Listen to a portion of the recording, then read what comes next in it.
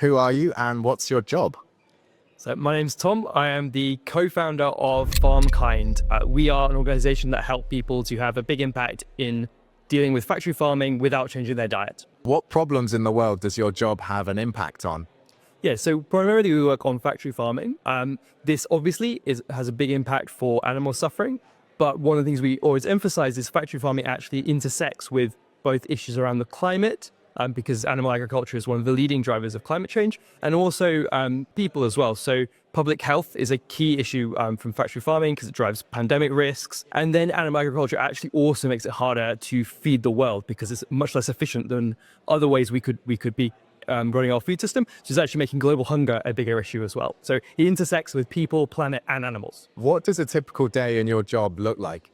So I'm the co-founder of a quite small organization, which means that my days are very, very different. I'm doing marketing, I'm doing legal work, I'm doing all kinds of different things. I think one of the big things that makes it sort of every day is there's a huge amount of learning because I'm not a marketing guy, so having to do a lot of learning how to do these kinds of things, and then coming to conferences like this to promote what we're doing and try and explain what we do to people as well is a big part of what I do. In your job, how do you think you can have the biggest impact on people? Yeah, so I think one of the really big messages we're trying to get out is that we think that a lot of people care about animals and care about this issue, but they're not prepared to change their diet. They don't think that that's going to be effective. Maybe they think it won't do anything, or there are all kinds of other reasons. And what the really big thing we want to emphasize to people is there's so many other things you can do that can be potentially even more impactful. So donating can do way more good for animals and for this issue than changing your diet. And specifically, if you donate to the really impactful charities, it can make a huge difference. So what we're trying to tell people is,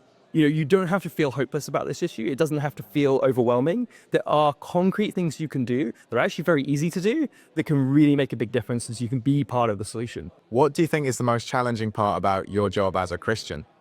Caring about animal ethics and animal suffering is not especially mainstream within the Christian sort of faith. I think for me, my faith background is exactly why I'm doing this work. And so it can be challenging sometimes when, the way that you perceive the kind of ethical obligations of your faith is so out of step with the way that many other Christians think about this issue. And that can create some emotionally difficult times sometimes, I think.